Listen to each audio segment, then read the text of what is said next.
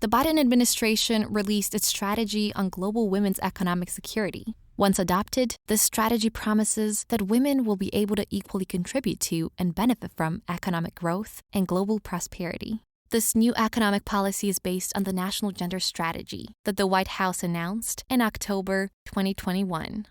Once adopted, the gender strategy promises people of all genders that their families, communities, and nations around the world stand to benefit from it. These new strategies are nothing more than a declaration of war against, in Biden's own terms, families, communities, and nations around the world. With them, Joe Biden attempts to graft the most radical ingredients of the left gender ideology onto American domestic and foreign policy.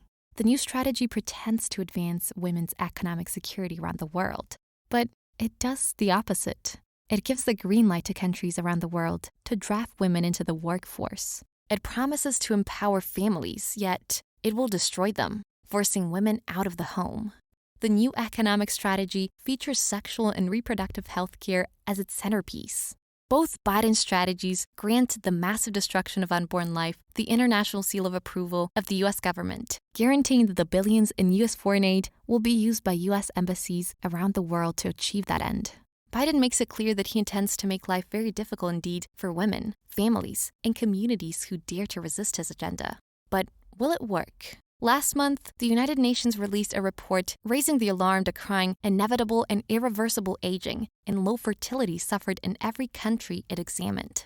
This report warns that virtually every country in the world is experiencing declining fertility and an increasingly aging population.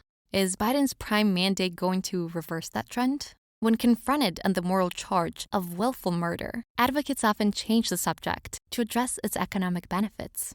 But we ignore its economic harm at our peril. When annual deaths exceed annual births, it has catastrophic consequences, and economic damage is no exception. The more people we have on this earth, the more we become capable of tackling problems.